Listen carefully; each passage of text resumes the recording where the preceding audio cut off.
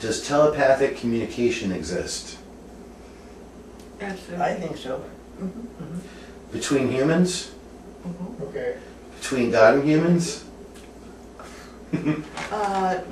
No, there you're into an area where you don't need telepathy. No, between animals and humans, though. Yes. Okay. How about between plants and animals? I suspect there's a form of emotional telepathy. I think most of the telepathy between humans is emotional, not Emotional part of the intellectual. plant or the animal? Between humans. No, she said plants and animals. Well, all No, different. But I'm saying that Oh, okay. I think most telepathy between humans is emotional. Not very few times I think is an actual concept conveyed. Although you, I don't know, I have a whole reservation on that because yeah, sometimes if I'm away from you and I'm looking in your direction, I can say, you know, I think, and you'll turn around and look at me. And there's not, and no communication, not even close. But there's that yeah, but that's not a concept. That's an emotional kind of boing, you know. okay. What I meant by emotional is it's on the feeling level. It's not on the dry intellectual level. Most of it, although remote viewing can convey. Well, that's clairvoyance, so it's not the same as telepathy. Okay. So you believe in remote viewing? Well, it's not a matter of believing. It's established itself. As, Okay.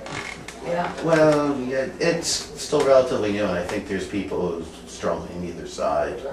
You know, I don't know how educated the people on either side are, but you know, people have strong opinions. Read Joseph McGonagall's books. Joseph McGarnacle. McGonagall, yeah. Okay. I'll show you one of his books. Do you think it's possible to put a curse on someone? Only if the person who's being cursed knows about it.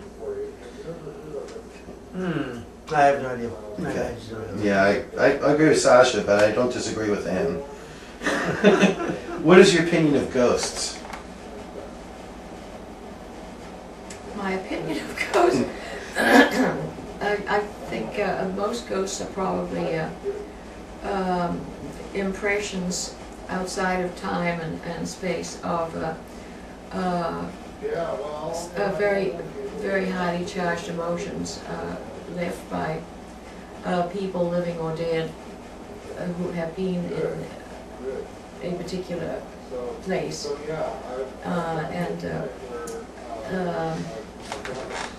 I think that seeing ghosts, I think there seem to be some spirits who want to hang around for quite a while, and have been seen as fully live humans by people who had no idea that they weren't fully live. What's your opinion of the reality of dreams? What? The reality of dreams. Okay. You can't, sometimes in your dreams you cannot recall at all when you awaken. Then what you did when you're awake you can't recall when you're dreaming. And so dreaming is another vehicle of, in essence, a ghost world around you. Okay, so Sasha, you're putting ghosts more into a person's projection into the situation? Ghosts are in your own mind. Okay, and you think ghosts are more of a separate entity from the person in some cases? In some cases, Okay. yeah, not in many. But there's a very famous one. I'm thinking of a ferry boat. I think in New York. I think it was New York. Don't quote me. Where the owner of the ferry boat was a nice middle-aged lady who really loved that boat, and she has been seen countless numbers of times on the boat. She died long ago, but she's being seen as a passenger by a lot of people because she sits there knitting, and she looks alive and clothed, and everyone thinks she's another passenger, but those who know that she isn't. She died some time ago. It's just that she loves her boat and she doesn't want to leave it quite yet. I've aggressively investigated several haunted buildings myself, and I found that there's a strong link between rodent infestations and apparitions. And it seems to, when the exterminator leaves, the ghosts go with them, usually. Oh, this is a ghost that makes sounds.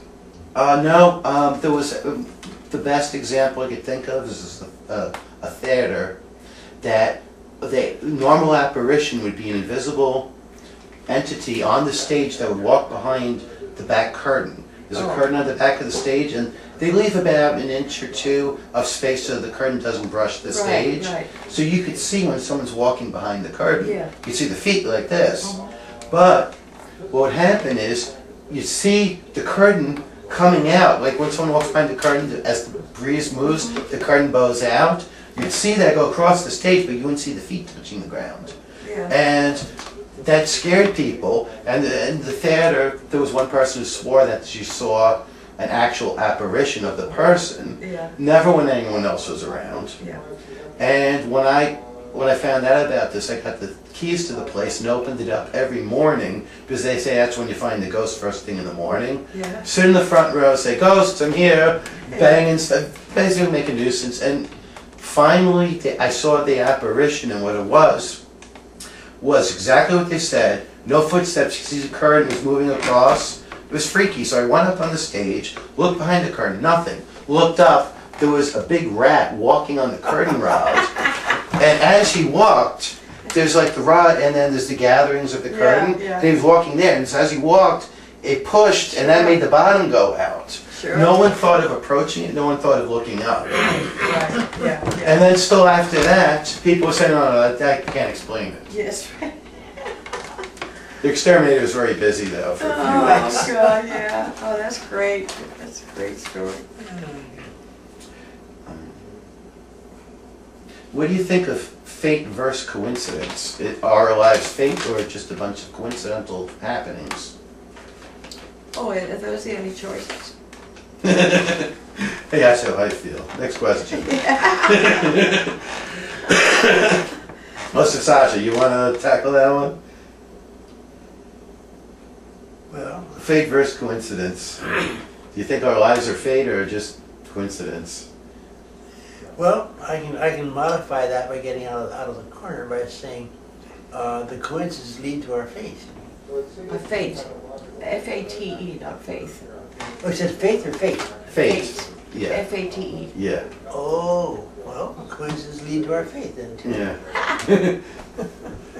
It feels like we're just trying to like tease words apart when there's really deeper issues. Right.